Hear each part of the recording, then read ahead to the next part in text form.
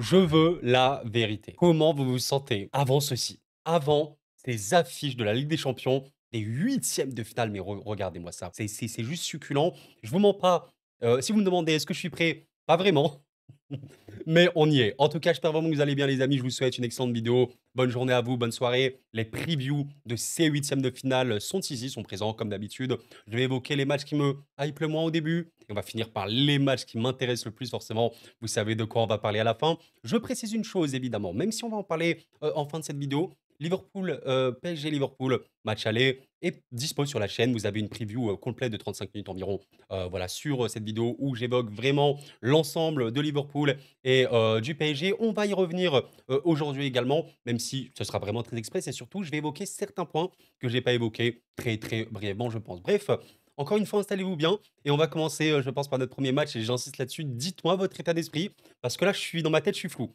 On en reparlera en live, OK? Je pense qu'il y aura un live ce mardi, ce mercredi, vous allez voir, de toute façon les posts sur YouTube, je préviendrai, mais je suis dans un état perturbé. Je sais pas quoi penser. Je me dis: «Waouh, waouh, j'ai peur, non, en fait, c'est bien, je me sens bien, non, je sais plus. Je sais plus les gars».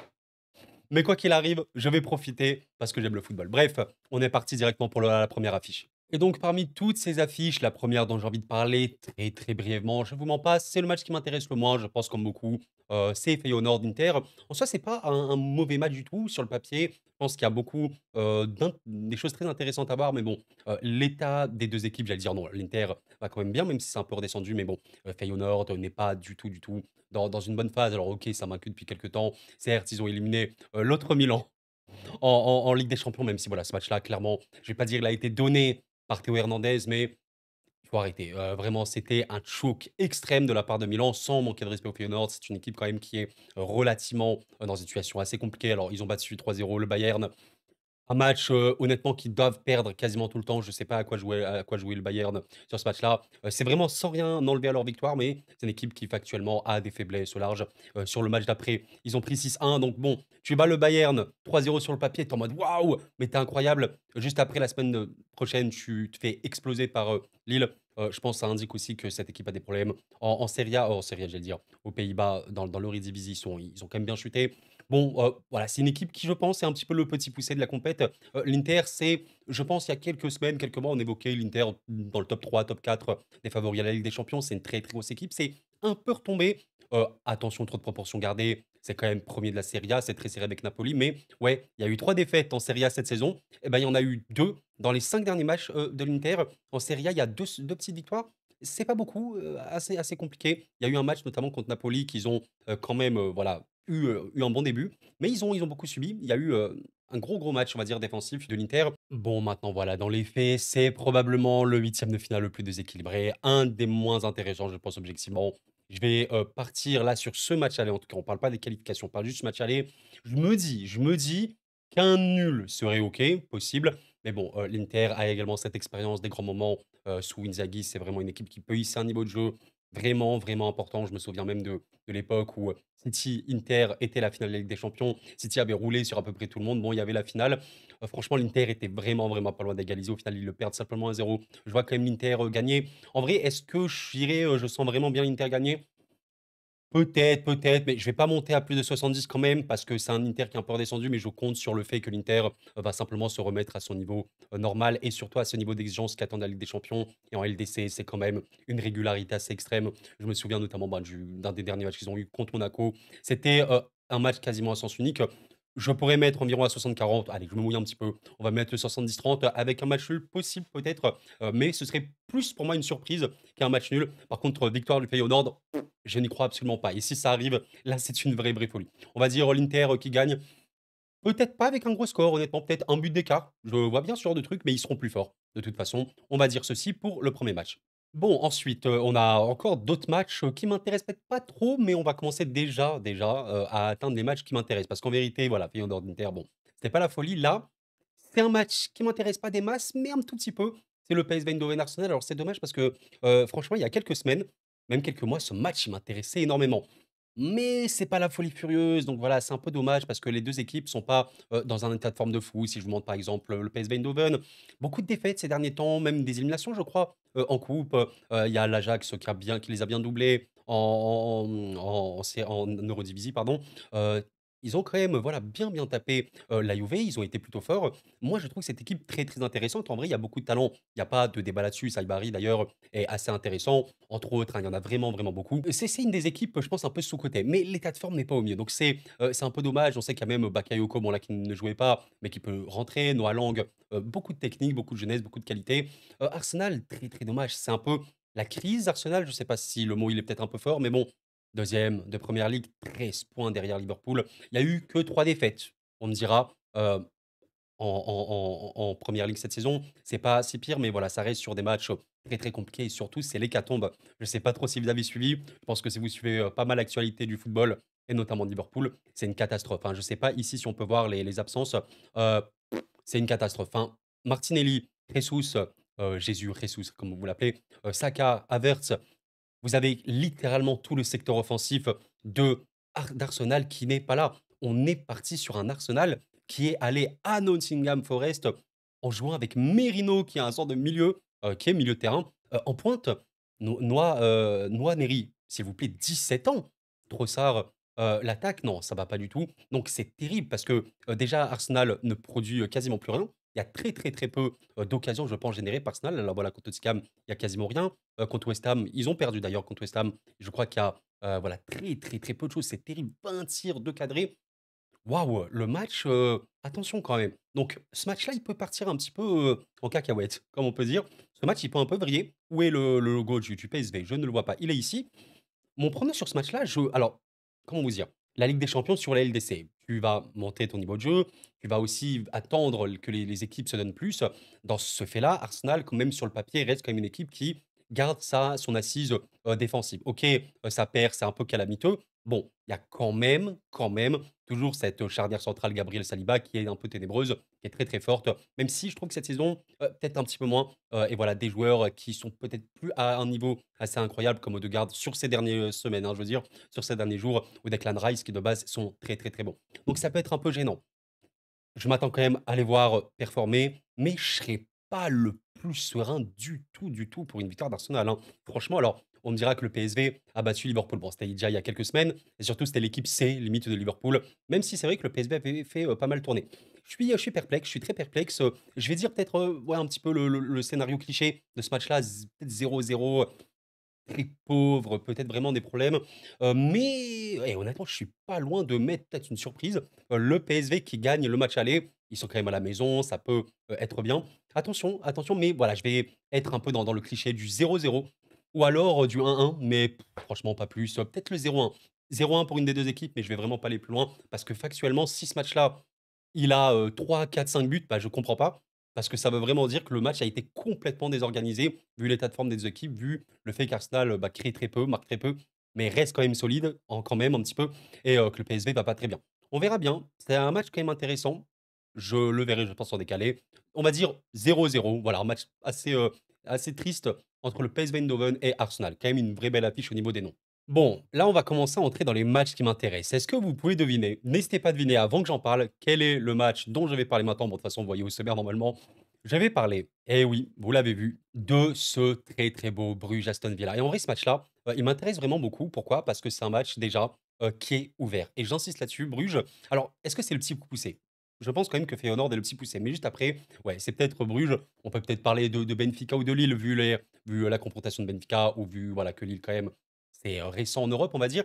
Mais Bruges-Aston Villa est un très, très, très beau match, une très belle double confrontation. Et je te dirais que Bruges a toutes les armes pour se qualifier. Il y a quand même eu des performances de Bruges en Ligue des Champions. C'est même des matchs que je me suis permis de revoir en décalé, comme ça, un week-end. Allez, vas-y, je vais me revoir un petit peu Bruges. On va voir comment ça a joué. Mais les performances qu'ils ont sorties contre l'Atalanta, mais qu'est-ce que c'était que ça? Mais c'était beau. C'était beau. Alors, ok, pour ceux qui ont vu ce match-là, oui, Mignolet fait un match de fou. Oui, Mignolet a été très, très chaud. Le gardien, très, très expérimenté de Bruges, c'est mérité. Mais la transition, la capacité avec, peu de ballons, hein, je ne sais même pas combien de ballons ils ont touché dans la surface. Voilà, 8 ballons touchés dans la surface adverse pour Bruges, 65 pour l'Atalanta. Mais c'est bien Bruges qui a été le plus dangereux parce que des tirs de loin, parce que tu as des perfs, bon, Jutgla, il a été incroyable. Tu as lui, je viens d'exprimer, le gars, il a 19 ans, le boy, hein, exceptionnel. Jachari a fait honnêtement une double confrontation, mais surtout un retour de fou furieux. La jeunesse de Bruges n'est pas à sous-estimer. Il y a vraiment une équipe super, super bonne, ouais, de Kuiper, qui a été notamment pistée par des gros clubs. Moi, j'aime énormément cette équipe. Ça joue, très direct. Ça tente beaucoup sa chance. J'ai vraiment les frappes de loin, qu'ils ont eu d'ailleurs sur ce match-là, ils ont tiré, voilà, ils ont tiré de loin. Ils ont vraiment tiré de loin avec Jutla notamment, pas que dans ce match-là. Extrêmement intéressante et ça peut vraiment, jouer en leur faveur. Ils sont plutôt sur une forme assez OK, on va dire, même s'ils n'ont pas eu beaucoup de matchs, entre-temps. Et Aston Villa, c'est un Aston Villa qui avait, commencé sa saison de manière, très, très brute. On rappelle quand même que c'est une équipe qui a fini, les gars, qui est actuellement 10e de PL, donc c'est pas la folie. En Ligue des Champions, ça a fini 8e. OK, donc voilà et c'est un peu retombé. Peu de victoires ces derniers temps, voilà, il y a des matchs un peu compliqués et une irrégularité. Bon, disons que si tu fais 2-2 face à Liverpool et je besoin de développer à quel point c'est un bon résultat. Par contre, quand tu te fais défoncer par les Wolves, entre autres, c'est un peu plus compliqué. Défoncer, vous avez compris le démon. Là, par contre, Crystal Palace les avait défoncés. Il y a quand même eu un recrutement qui est assez OK. Je sais que beaucoup parlent de Rashford et d'Asensio. D'ailleurs, on me l'a même posé cette question en live. C'est des recrues que je pense peuvent être pertinentes. Bon, en tout cas, ils ont fait le taf. Il y a des joueurs comme Morgan Rogers, jeunes, très performants.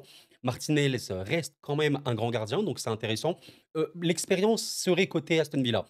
La vivacité, le football serait plutôt côté Bruges. Et vous savez quoi? Allez, moi je suis là aussi, voilà, pour, me mouiller, pour, dire ce que je pense tout simplement. Je vais pas donner un avis, donner un prono que je ne pense pas. Beh, en vrai, pourquoi pas? Et pourquoi pas? J'ai vraiment, vraiment vu des choses tellement positives dans ce Bruges et pourquoi pas? Bon, par contre, l'Atalanta, non, toi, tu es déjà éliminé. Où es-tu, Aston? Où es-tu? Où es-tu? Tu es là? Bah, franchement, les gars, je vais un peu me mouiller. Alors, peut-être que c'est pas l'avis, global, mais, je pense réellement à une victoire de Bruges. Bon, bien sûr, vous connaissez la phrase cliché: «Le football, tout est possible, blablabla». Bien sûr, on répétera toujours ça et c'est pour ça que je dis toujours les pronos. Dans les faits, bien sûr qu'il y a des dynamiques. Bon, France affronte Saint-Marin, oui, la France va gagner, mais tu as compris l'idée. Mais en Ligue des Champions, à ces niveaux-là, tout est réellement possible. J'ai envie de me mouiller, j'ai envie de dire Bruges vainqueur et pourquoi pas 60-40, j'y crois vraiment. Les matchs qu'ils ont pu produire contre l'Atalanta que j'ai revu de A à Z, l'Atalanta qui était vraiment un outsider malgré une phase qui était moins bonne, c'était du très, très haut niveau et de la vraie grande qualité. Bravo à Bruges, on verra bien. Dans les faits, je pense que la double confrontation, peut-être Aston Villa qui reste favori de par l'expérience qu'ils ont, de par le gardien qu'ils ont, même si Mignolet aura fait un gros match. On va dire ça, je salue, tous mes, amis belges de la chaîne, je sais qu'il y en a vraiment beaucoup, énormément même. Bah, je crois que le pays, après la France dont on me suit le plus, c'est la Belgique. Bref, Bruges, vainqueur à 60-40 à la maison pour le match aller et je vais quand même pas abuser au niveau du score, un but d'écart. Je pense qu'on peut être sur ce genre de scénario. Vous me donnerez votre avis évidemment. Bon, là, on va commencer à entrer dans les matchs qui m'intéressent vraiment énormément et on va commencer par un match en vrai qui m'aurait, je pense, intéressé encore plus, c'est ce Benfica-Barça. Le Barça affronte quand même une équipe qui, je pense, est vraiment à leur reporter. Mais ce match-là, pourquoi je ne le mets pas plus haut? Ben, pour la simple raison que le Barça est très, très, très, très fort. Mais vraiment très fort. Par contre, grand respect à Benfica, qui je trouve une équipe, alors, sous-cotée, je sais pas si c'est le terme, mais c'est vraiment une bonne équipe de football. Et je pense vraiment pas que si vous êtes Barcelonais, il faut être en mode ouais, tranquille. Et je pense vraiment pas que les Barcelonais sont dans cet état-là. Je pense même au contraire qu'ils se méfient, toute proportion gardée, dans l'idée plutôt de dire on est plus fort qu'eux, on gère bien le match, on va gagner et on passera à l'étape suivante de manière très logique. Mais c'est une belle équipe. C'est une belle équipe qui aura quand même eu des derniers matchs en Ligue des Champions, alors relativement particuliers contre Monaco. On s'en souvient, ce barrage-là, terrible, où je ne considère pas que Benfica, allez, déjà dire mérité. Tu mérites toujours de passer, si on considère le football. Bon, Monaco a complètement vrillé défensivement sur ce match-là. Benfica en a parfaitement profité. Et voilà, bravo à eux. Il y a quand même des joueurs qui restent à un niveau, je trouve, très satisfaisant. Cochu est vraiment très bon. C'est un grand, grand espoir du football turc, hein. Je rappelle, les gars, qu'il a 24 ans. Il est quand même titulaire, je pense, en Turquie. Pavlidis est fou. Voilà, Pavlidis est complètement fou. Ce mec marque beaucoup en ce moment. C'est une très belle équipe, je te dirais, qui est vraiment dans la verticalité, mais comme on a rarement vu. Et de toute façon, je parle, je parle, je parle. Bon, les gars, j'ai pas besoin de trop parler. Il y a déjà eu un Benfica-Barça, un match qui est sorti d'une autre dimension, même si, oui, hein, soyons quand même honnêtes, le match de Chesney, il était sombre à un niveau, enfin, un match défensivement parlant qui était très sombre, même Araujo, match très sombre. Je pense pas qu'il va rejouer, titulaire, dans cette saison-là. C'était un match très spécial, je m'attends pas non plus à un 4-5 pour, ce premier match-là qui sera, attention, à Lisbonne, hein, attention, hein. C'est à Lisbonne où il y a le plus de buts, Benfica, Monaco 3-3, Benfica, Barcelone, 4-5. Ce match-là a été choquant, même le gardien Troubine avait fait, vraiment une erreur monstrueuse qui a permis le but de Raphinha. Dans l'absolu, le Barça, les gars, c'est une équipe de fou, c'est vraiment une équipe de malade mental. C'est dans le top 2. C'est Liverpool et Barça sont les 2 meilleures équipes actuellement, il faut aussi le dire. C'est excellent. Bon, il y a eu un non-match. Heu, Regardez simplement le momentum de ce match-là contre la Real Sociedad. C'est très, très simple. À partir du rouge, il n'y a plus eu de match. Le momentum était au pic max pour le Barça, tout le match. Je ne sais pas si vous vous rendez compte. Donc évidemment, voilà, 0 tir, c'est impossible. Enfin, avoir un rouge contre ce Barça-là, qui est en plus à la maison, qui va chercher à te mettre une pression folle tout le match, bon, tu mort dans le film. Donc bien sûr que ce match-là n'a pas existé. Bien sûr que ce Barça reste plus ou moins vulnérable à tout ce qui va être attaque de profondeur et tout. C'est que Benfica a bien faire. On a bien vu ça contre l'Atlético Madrid, entre voilà, des mouvements, des joueurs peut-être pas très bien placés, peut-être un peu trop haut, parfois tu poses pas assez le ballon. Ça peut être compliqué. Chesney, on sait que c'est pas non plus le gars qui fait l'unanimité. Il faudra évidemment recruter un gardien pour la suite. Bon, ce match-là, il a aussi une vérité. Je l'ai vu en direct, le Barça, pour moi, à un moment, aller mettre le quatrième, le cinquième, le sixième et aller battre l'Atlético Madrid 6-2. Tu vois un peu l'idée. Parce que regardez le momentum encore une fois. Tu as un tout petit pic Atlético 2 fois. Très beau but, hein, les deux. Et tu as deux petits pics à la fin et ils mettent encore des buts. Donc réussite maximale. Ouais, le Barça doit faire attention à ça, évidemment. Et voilà, et bien sûr qu'il y a quand même des joueurs dans cette équipe qui pourraient être plus pertinents. Ferran, Lewandowski qui aura certes marqué en rentrant, mais peut toujours faire mieux. Donc voilà, on le sait, mais le Barça est tellement une équipe de domination, en fait, d'avantage, une équipe de dès elle est dans des temps forts, c'est le summum. Je pense vraiment que peut-être que le Barça est la meilleure équipe de temps fort actuellement. Alors bien sûr qu'on peut toujours évoquer les mêmes, hein, Liverpool, le PSG, même le Bayern ou quoi dans des temps forts, c'est exceptionnel. Bon, le Barça, c'est un autre monde, c'est extrêmement fort, vous avez compris. Bon, le prono dans ce match-là, je m'attends pas non plus, voilà, j'allais dire le match le plus simple. Dans les faits, ce Barça-là peut gagner ce match-là largement. Par exemple, par 3 buts d'écart, c'est possible. Mais je suis pas dans l'optique de me dire: «Ça va être le match de tout repos» non plus. Attention quand même, qu'est-ce qu'on peut dire quand même pour ce match-là? Je pense quand même logiquement qu'on partirait sur une victoire barcelonaise parce que les failles défensives du Benfica, ils sont quand même réelles. Benfica qui marque, je serais pas choqué. Vous me dites que le match finit 4-2.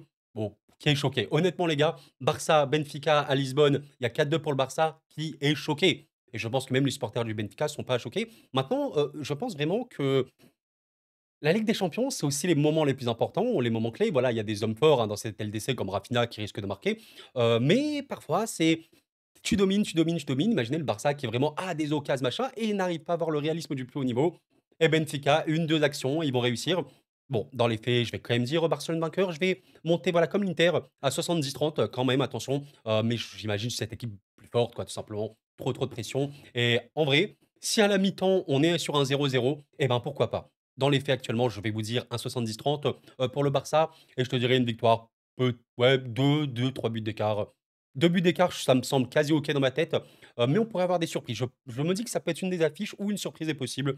On va dire, voilà, victoire du Barça, 2 buts d'écart minimum, pour ce match-là. Ça va être, une vraie, vraie belle affiche. Franchement, ça, c'est du beau football, 2 clubs en plus historiques, belle, belle ambiance en perspective, un match qu'on aura vu en poule qui s'est fini sur un score absolument irréel. On va dire ça pour le Barça et le Benfica. Il nous reste 4 matchs, oui, oui, oui, oui. Là, bah, là, on va attaquer l'amour du football, bien sûr. Là, en plus, on va entrer dans des affiches qui m'intéressent parce qu'elles sont très serrées.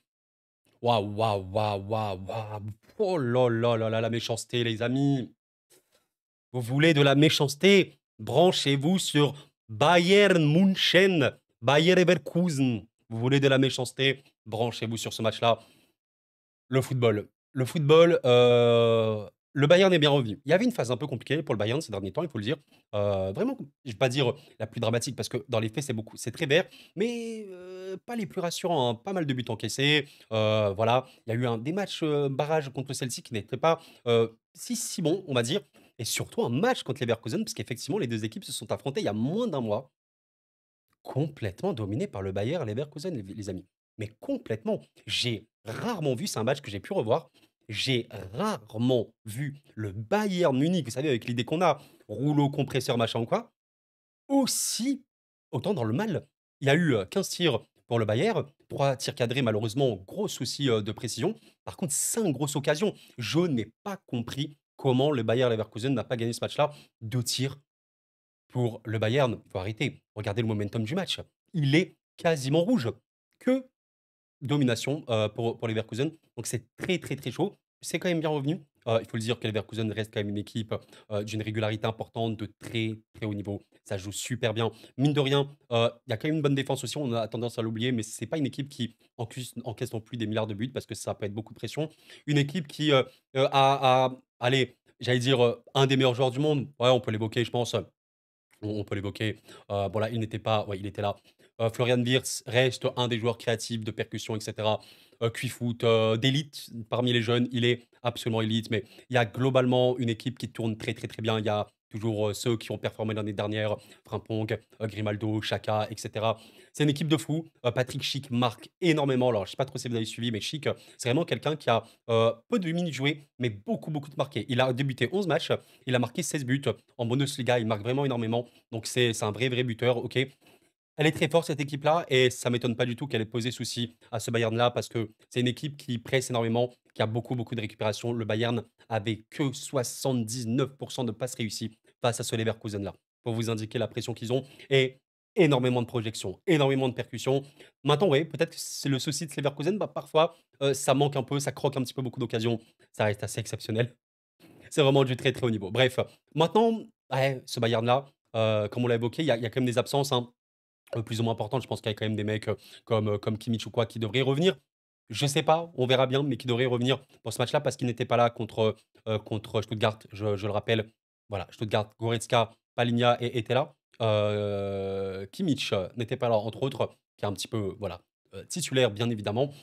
C'est quand même une équipe de fous, hein, sur le papier, les gars. C'est une des meilleures équipes d'Europe. Je le rappelle qu'au début de saison, on parlait du Bayern comme dans le top 3 des favoris, logiquement. Enfin, simplement regardez le secteur d'attaque. Je parlais de Florian Wirtz, qui est légendaire. Ai-je besoin d'exprimer le talent qu'est Jamal Musiala? Même si ces derniers temps, c'est peut-être moins bon, mais moins bon dans le langage de Musiala, c'est quand même être un des meilleurs. Quand Musiala est dans des grands soirs, bon, il y a quasiment pas d'équivalent en Europe. C'est un joueur d'élite, élite, élite, plus, plus, plus. Michael Olise est choquant. Leroy Sané peut être toujours percutant, mais très, très peu de finition. Et Harry Kane, même si je trouve qu'il a pu avoir une finition moindre par rapport à une certaine époque, ça reste Kane, le danger absolu en permanence. Faiblesse sûrement aux côtés de Neuer, mine de rien, un joueur qui a 40 ans, qui a eu quand même des matchs très compliqués cette saison, ça peut être handicapant. Ça va être un match exceptionnel. Honnêtement, absolument incroyable. Oh là là là là, mais vous les donnez quoi comme prono? Je rappelle un truc, parce que ouais, c'est ça aussi la folie de cette affiche. Le match, c'est bien Bayern, ok? Le match retour se jouera à Leverkusen. Et ça, c'est assez intéressant parce que justement, et si Leverkusen éliminait le Bayern en huitième, on n'en est pas encore là, on va parler simplement du match aller. Ah, je suis, vous savez, pour être un peu foufou, on pourrait se dire, allez, pourquoi pas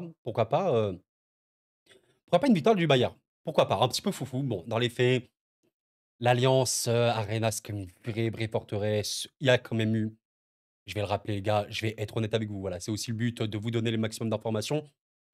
Je vais vous le montrer, je vais juste faire un petit code, je vais vous montrer ça. J'évoquais qu'il y avait une surdomination extrême de Leverkusen à la maison, OK? Mais au début de saison, là, on était quoi? 28 septembre, alors OK, ça fait des mois, mais c'est pour vous montrer à quel point le Bayern commençait excellemment bien sa saison. Je sais pas si vous avez vu ce match-là. Là, c'était complètement l'inverse. Regardez-moi la surdomination du Bayern. C'était un match quasiment à sens unique où il y a vraiment eu un souci de créativité. Par contre, pour le Bayern, qui est réel, absolu. Un peu trop de positions stériles. Mais voilà, en échange, Leverkusen n'avait quasiment rien réussi à faire. 75 de passes réussies. Ils avaient eu beaucoup, beaucoup de mal. Donc, ouais, je pense que depuis ce moment-là, les rapports de force se sont inversés. OK. Les deux équipes se connaissent. Ça va être super méga intéressant. Dans les faits, je vais dire un nul. Ce qui ne serait pas un bon résultat honnêtement pour le Bayern Munich, hein. Un nul, c'est pas bon parce que je le vois vraiment, en cas de nul, Leverkusen probablement le faire au retour. Je vais dire un petit match nul, je suis désolé si ce prono vous déçoit, mais c'est ce que je vois et allez, on est quoi? En mode vraiment un peu foufou, beaucoup, beaucoup de buts, 2-2, de 3-3. Il y a déjà eu des matchs de fou en Ligue des Champions, des 3-3 et pourquoi pas un petit 3-3 pour ce match-là? En mode, voilà, cette fois-ci, complètement sous pression, tout le temps, finition maximale pour tout le monde et on va dire ça, 3-3 pour ce match-là. Un peu choquant, typique Bundesliga version Europe. On verra bien. On va dire un match nul pour ce Bayern qui est très, très, très beau. Eh bien, il reste 3 matchs. Les 3 matchs qui m'intéressent le plus, c'est voilà, même si, j'ai mis évidemment ce match-là parce que j'aime les clubs français, je veux que les clubs français réussissent en Europe. Je vais pas mettre ce Dortmund-Lille deuxième quand même parce qu'en deuxième place, il y a quand même un match qui m'intéresse beaucoup trop. Mais ce Dortmund-Lille est le troisième match qui m'intéresse le plus forcément parce que c'est Lille. Évidemment, si c'était Dortmund, je sais pas, Arsenal, par exemple, ça aurait été un match vraiment qui m'aurait énormément intéressé, mais moins qu'un Dortmund-Lille parce que c'est Lille. Bon, ça va être une très belle affiche. Déjà, c'est vraiment ce que j'ai envie de dire aux supporters lillois qui me suivent. Je sais qu'il y en a vraiment pas mal. Profitez, profitez. Si vous avez en plus la chance de pouvoir aller à Dortmund, profitez parce qu'on parle d'une ambiance absolument formidable. Le Signal Iduna Park, il est exceptionnel. Et honnêtement, lors du tirage au sort, j'étais relativement confiant pour Lille. Maintenant, je suis toujours confiant, mais voilà, un petit peu moins quand même. Même si, ouais, je pense que sur l'aller-retour, on est très, très proche du 50-50 pour moi et je pense vraiment pas que les supporters de Dortmund vont me contredire sur ça. Lille va recevoir au retour. Là, on va s'intéresser au match à aller regarder d'ailleurs les compos probables qu'on peut voir ici. Il y a vraiment une très, très belle affiche au niveau du papier. Franchement, les joueurs qu'on a là, il y a des joueurs quand même assez critiqués à Dortmund, hein, notamment Julian Brandt, qui fait pas non plus la plus grande unanimité. Gittens, je sais pas trop s'il va jouer titulaire. Il a été, quand même pas mal mis sur le banc, je pense, ces derniers temps. Par contre, Serhou Guirassy reste le danger de cette équipe. C'est le meilleur buteur de la Ligue des Champions. Je sais pas si vous le saviez, mais c'est bien Guirassy. Tellement ce côté très, très fort. Il était déjà tellement fort la saison précédente, mais cette année, quand il a rejoint Dortmund, il est, je trouve, encore plus fort. C'est vraiment une belle équipe, OK. Schlotterbeck reste pour moi une référence en Europe, très sous-coté également. Il y a beaucoup de joueurs super méga sous-cotés. À Dortmund, Kobel, pour moi, c'est un des gardiens les plus en forme. Ça va être une vraie belle, belle affiche. Attention quand même, parce que voilà, Dortmund, comme j'ai dit, revient bien. Il y a eu une phase, ouais, je trouve relativement compliquée où tu perdais des matchs un peu bizarres. Bon, depuis 6-0 contre, je crois, l'Union, hein, l'Union de Berlin. Et là, c'est quoi? C'est ça, Saint-Pauli, ouais, ça, où ils ont vraiment été assez OK, même si de base, Dortmund se déplace assez mal. On va dire que là, ça va. Mais voilà, regardez un petit peu Dortmund, le classement Bundesliga, ils sont 10e. Bon, ça va pas. Dans les faits, voilà, il y a quand même 6 points d'écart entre Mayence et eux. Donc, ils sont pas non plus à la ramasse complet. Mais bon, quand tu vois 9 défaites pour le Borussia Dortmund, quand tu sais qu'ils ont failli remporter la Bundesliga il n'y a pas si longtemps que ça, tu comprends que cette équipe a aussi une crise mentale où c'est une vérité absolue. Bref, Lille, alors Lille, particulier parce qu'il y a une série d'invincibilité absolument extrême. On rappelle que Lille, eh ben oui, il faut vraiment féliciter cette équipe pour ça. C'est une équipe qui est dans le top 8 de la Ligue des Champions, septième. Des résultats formidables contre le Real. Tu bats le Real, tu bats l'Atlético. Je crois que tu es la seule équipe à avoir battu le Real et l'Atlético Madrid cette saison. Même le Barça ne l'a pas fait, je crois. Je crois, vous me dites si je me trompe, hein. Donc c'est pour te dire un peu la folie de ce truc. Bref, tu es exceptionnel. Il y a eu des performances individuelles que j'ai envie de souligner pour cette équipe du LOSC. Les Chevaliers, les David, d'un un niveau incroyablement intense. Bon, Lille sort d'une claque hein, forcément très très violente contre le PSG. Ai-je besoin de le développer? C'était juste trop, voilà, c'était juste trop. Il y avait une compo aussi remaniée. Des choix, bon, Genesio en a parlé, pas les plus fous, Mukao, que je trouve très pertinent, mais beaucoup plus dans un double pivot, pas sur l'aile, hein, vous le savez bien. Bakker, voilà, qui était plutôt à droite, là il était à gauche. Bon, un match à oublier hein, pour le LOSC, qui dans les faits a battu Monaco, en subissant quand même un peu, hein, si je suis honnête, un match que j'ai vu, en subissant quand même un peu. Attention, il faut pas prendre la foudre, il faut vraiment, vraiment éviter de complètement plonger. Je pense que Lille, quand même, peut bien se déplacer. Il y a des joueurs que l'Europe va découvrir, hein, parce que des mecs comme Boadi, ultra méga scotés, les gars. Personne ne parle de ce genre de joueurs. Mais vous, Lillois, vous savez à quel point ils sont bons. Les Boadi, les Mukao, André, personne n'en parle, mais gros, gros récupérateur, même s'il est évidemment limité sur d'autres aspects. Il reste Chevalier qui peut faire des matchs de fou furieux. Haralson, pour moi, est un gros, gros, gros plus. Et David, malgré les défauts qu'il a, David reste normalement sur le papier un tueur. Il est bien revenu. On espère qu'il va continuer comme ça. Ça va être un très beau match de football. Peut-être que sur ce match aller, je suis peut-être pour Dortmund. Peut-être que je vois un petit Dortmund. Alors, j'y crois à mort, hein. Franchement, vous me dites qu'à nul, il y a rien de choquant. Une victoire, en vrai, j'y croirais aussi. Mais il faudrait qu'on reparte sur la dynamique très mauvaise de Dortmund. Et je trouve qu'il y a quand même eu des choses bien, bien meilleures. Notamment pourquoi? Est-ce qu'on pourrait trouver des explications de pourquoi Dortmund c'était vraiment meilleur? Bon, là, notamment contre l'Union, t'as vraiment, vraiment été haut. Je rappelle qu'avant de faire ces vidéos-là, je regarde aussi des résumés ou alors je revois des matchs tout simplement mais quadruplé, hein, quadruplé de Guirassy. Je rappelle que voilà, c'est peut-être ça qu'Henry qui a changé. Max Beyer, qui joue plutôt maintenant à la place de Gittens. Peut-être que c'est lui aussi qui a fait la diff parce que je le trouve plus pertinent. Par contre, Gross qui a fait voilà, un quadruplé de passe D sur Guirassy. Ceci est hilarant, bien évidemment. Ouais, attention à Lille. J'espère vraiment que tactiquement, Genesio nous a cook un petit délire. Solide, voilà. Essayez vraiment d'être bien, bien compact. Chevalier qui fait toujours son match. Cherchez à fond la verticalité, remporter ses duels et une finition maximale. Lille, en Ligue des Champions, a fait quasiment que des matchs très, très pertinents. Même contre Liverpool. même contre la meilleure équipe du monde, avec son équipe type, le LOSC a été très pertinent, même si évidemment ils ont beaucoup subi. C'était Liverpool, c'était normal, mais ils ont été assez OK. Allez le LOSC, je vais quand même, voilà, essayer de vous donner mon avis comme je le vois. Je vois quand même Dortmund le faire, mais je vais dire, allez, peut-être une victoire, un but d'écart, 2 buts maxi. 3 ce serait un peu douloureux, mais je le vois pas. Franchement, si vous me dites que Dortmund gagne 3-0, 4-1, ouais, ça ferait une petite claque et honnêtement, je le vois pas comme ça. Mais 2 buts grand max, il faut pas trop couler et pourquoi pas marquer un petit but. Un petit 2-1 par exemple, ah, j'aimerais beaucoup. Le petit 2-1 pour moi, il peut totalement, satisfaire le LOSC, même si évidemment le mieux c'est de pas perdre. On va dire Dortmund ici et à 55-45, je vais pas monter trop. Voilà, voilà. Bon évidemment, vous le savez bien, vous l'avez bien compris, la deuxième affiche qui me hype le plus, un chef-d'œuvre. Déjà, ça pue l'histoire du foot, déjà. Bon, même si oui, l'Atlético Madrid n'a pas gagné la Ligue des Champions, je suis d'accord avec vous, mais l'histoire récente, à minima, l'Atlético Madrid est une des équipes les plus compétitives, voilà, depuis 10 ans, facile. En Europe, même s'ils n'ont pas gagné, ils ont fait 2 finales de Ligue des Champions, qu'ils ont perdu 2 fois contre, voilà, comme d'habitude, les monstres européens, le Real Madrid. Quel match! Je suis dans l'incapacité de vous donner un prono parce que j'ai un mauvais feeling pour une des 2 équipes. Et ouais, si vous êtes supporter du Real, je pense que vous savez de quoi je vais parler. Aïe, aïe, aïe, aïe, aïe, aïe, aïe. Ceballos absent ou Sall, Bellingham absent.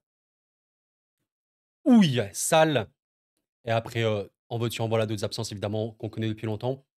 Je vais être très honnête avec vous, si Asensio n'est pas titulaire sur ce match-là, pour moi, ça peut vraiment vriller, mais complètement. J'insiste là-dessus parce que, vous le savez bien, j'ai profité pour faire un sort de mini débrief. Le Real Madrid a eu un match extrêmement et j'insiste là-dessus. J'ai pu le revoir, je le regardais en live d'un côté et après je suis parti revoir évidemment. Ouh là là! Ouh là là là là! Le Real n'a quasiment pas existé du match. C'était indigne. C'est pas possible, tu peux pas jouer comme ça. Mais est-ce que c'est vraiment étonnant? Est-ce que c'est vraiment étonnant quand tu alignes au milieu de terrain, allez, Tchouaméni, Modric et j'allais dire Ruben Diaz. Brahim Diaz, est-ce que c'est normal de t'en subir? Non.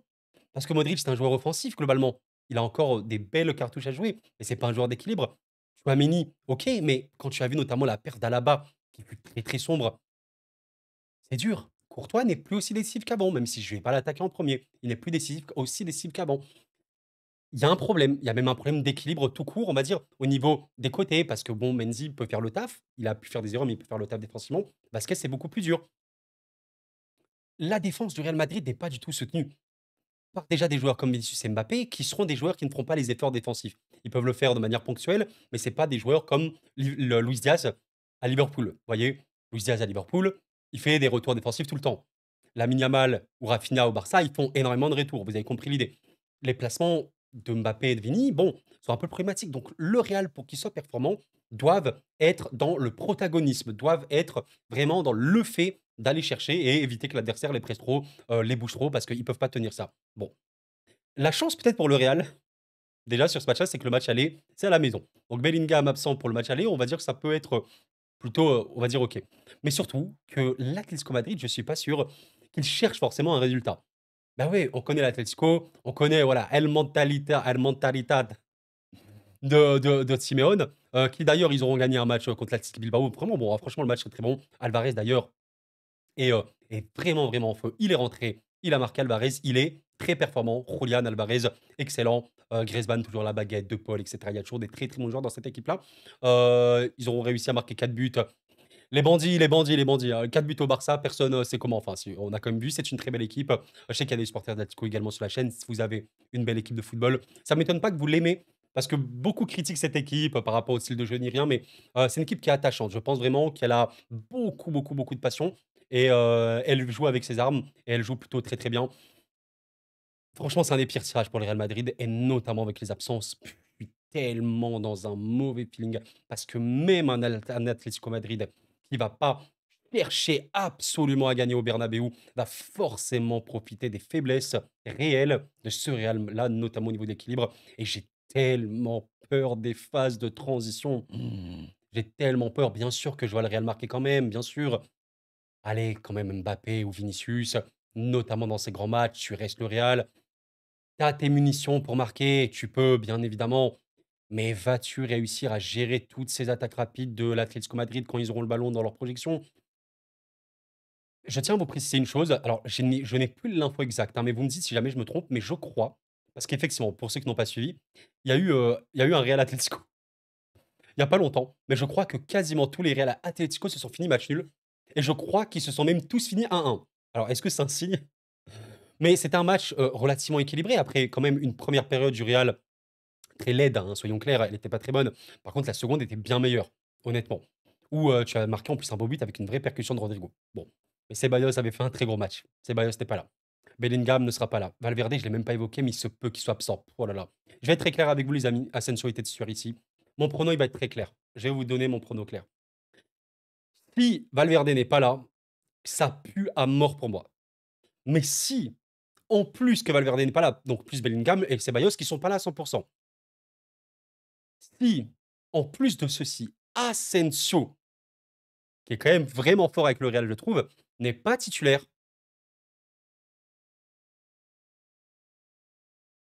clair. Pour moi, c'est clair.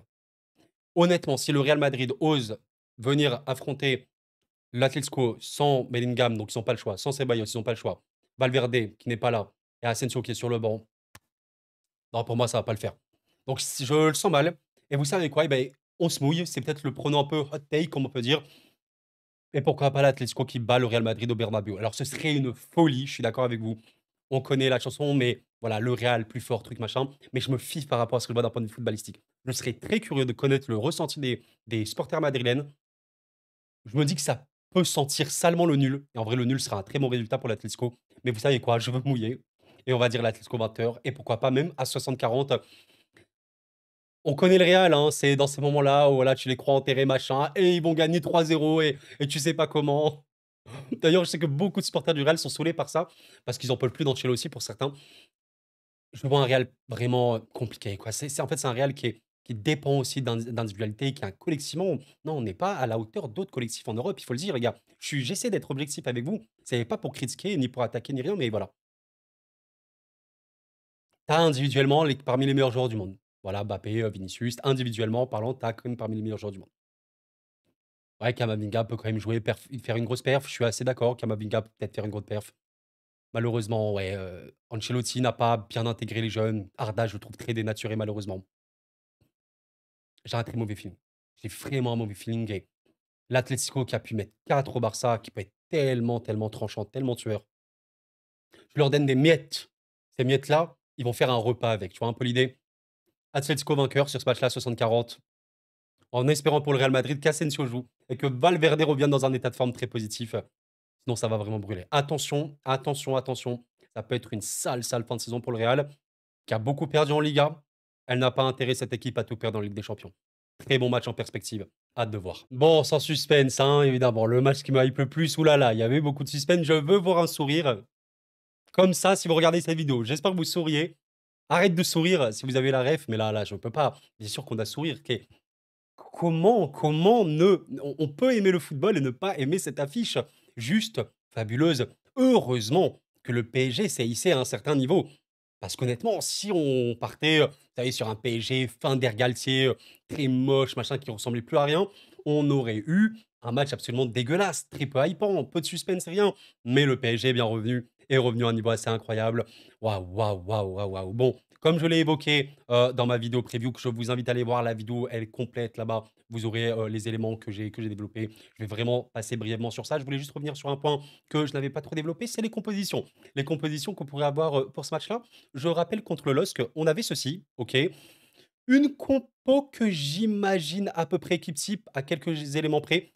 Moi, si vous me demandez ouais, quelle est l'équipe type que je vois pour ce match-là, l'équipe, hein, tout simplement le 11 titulaire contre Liverpool, même si, voilà, il faut le dire honnêtement, le PSG peut partir avec n'importe quel 11 au début, ça passera très, très bien. Luis Enrique, c'est ce qu'il fait. L'avantage de ce PSG-là, à force de faire du turnover, à force de les impliquer, à force de ne jamais dévoiler la compo, à part au moment du match pour laisser, voilà, tout le monde se concentrer, ben, l'avantage, c'est que tu n'as pas un 11 type titulaire, mais tu as plutôt, ouais, un 11 plus 5, plus 6, ouais, 16-17 joueurs qui sont là, qui peuvent t'assurer une garantie et c'est tellement, tellement positif. En tout cas, pour, le match, je vois une composition. Allez, je vais repenser à ce qui a été fait contre Manchester City. j'ai montré la compo contre City, on a eu, ceci, OK? Donc c'était il y a quand même, voilà, un petit mois, après. On avait ceci contre City et vous savez quoi? Je pense qu'on aura quasiment la même compo. Dembélé sera titulaire de manière assez logique, Pally et au milieu de terrain, ouais, Vitinha, Neves et Ruiz. Je pense pas qu'on va refaire le monde ou quoi. Ruiz, alors je sais qu'il est beaucoup critiqué. Je pense que ces derniers temps, le gars, vous serez assez d'accord pour dire que Ruiz fait des bonnes, même très bonnes perfs, très pertinent dans à peu près toutes les phases de jeu. Et Warren Zaïre-Emery était quand même titulaire, je pense, au début de saison, malgré tous les tours de bord qu'il pouvait y avoir. Peut-être que WZ2 revient un peu trop tôt. Et dans ce cas-là, Vitinha, Neves et Ruiz me paraissent assez OK. La ligne Mendes, Pacho, Marquinhos, Hakimi me paraît OK. Donnarumma, c'est OK. Barcola devrait être titulaire, Dembélé titulaire. Par contre, la vraie question, c'est Doué ou Kvaratskhelia? Je ne pense pas quand même que nous aurons, notre cher, comment il s'appelle? Je ne le vois pas, Gonzalo Ramos, voilà, titulaire. Non, je ne pense pas malgré le fait qu'il a été, sur les 2 derniers matchs, je pense.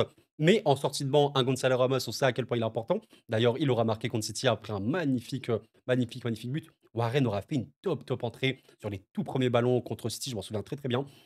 Donc ouais, la compo, voilà, c'est celle que je vous développe. Par contre, est-ce qu'on aura Doué ou Kvara?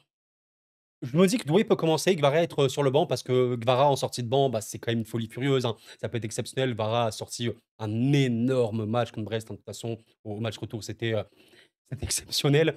Mais Doué peut tellement apporter, déjà, toute sa qualité défensive où il fait beaucoup d'efforts, bon, comme Kvara, vous me direz. Mais voilà, ce toucher, ce dribble assez lunaire, qualité de passe de fou. C'est un joueur, actuellement, pour être vraiment dans la data, qui est dans l'élite sur tous les domaines, sauf la finition. Actuellement, Doué, il est dans l'élite, de tous les aspects du jeu offensif, dans tous les domaines, sauf la finition. C'est pour vous dire un petit peu, quel genre de joueur nous avons là.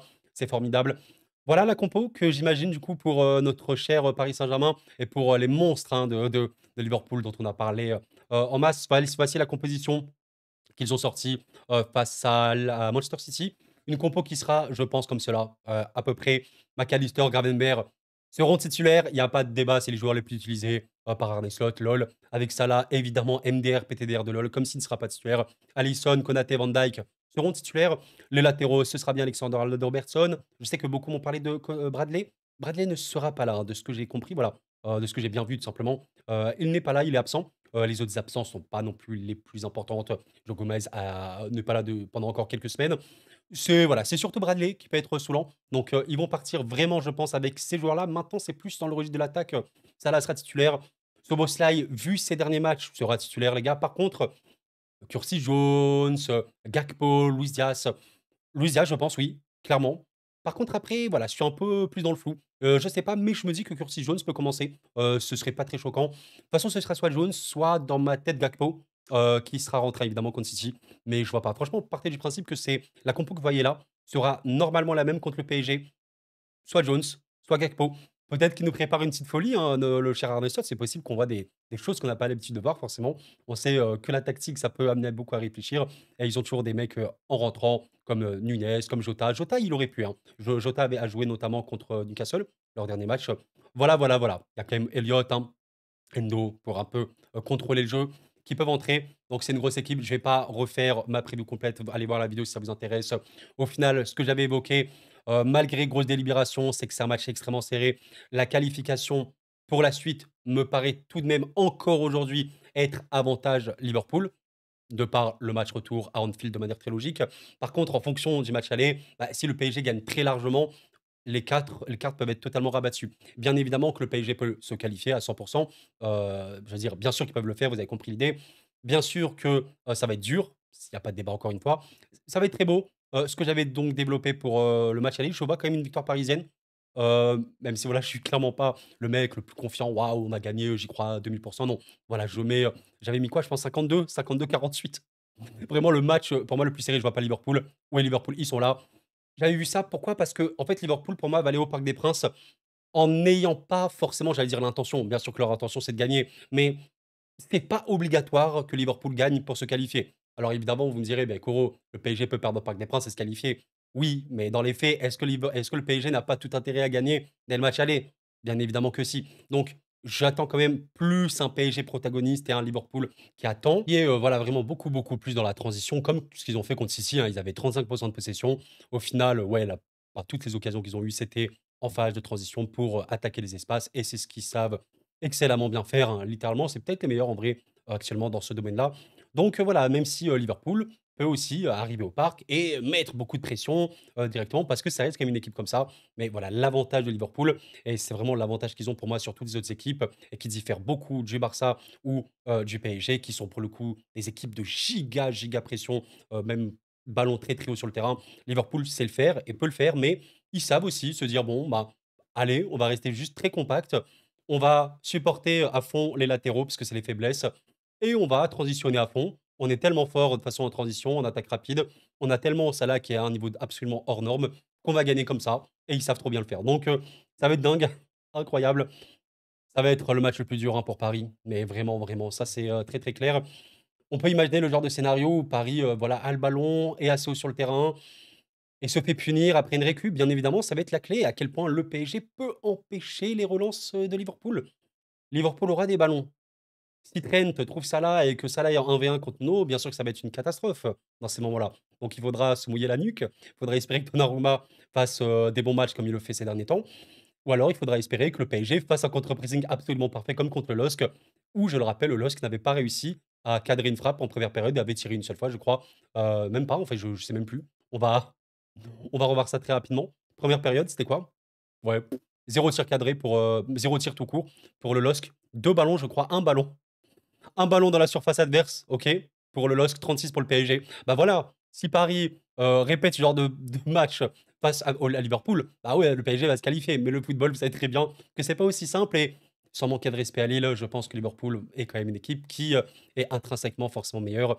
Mais voilà, ça va être l'objectif du PSG. Pression de malade, comme contre Lille, empêcher les relances, comme contre Lille, finir les actions, comme contre Lille et voilà, tout simplement.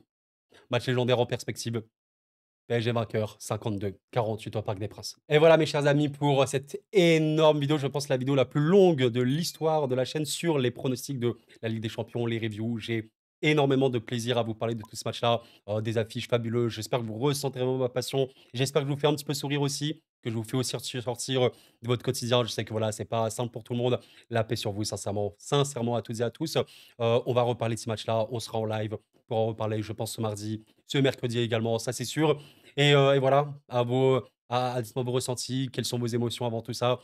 Quels sont les matchs que vous allez regarder? Je vous souhaite sincèrement une très, très, très belle, journée Ligue des Champions et d'ici là, portez-vous bien, c'était Kourou, prenez soin de vous et la paix sur vous.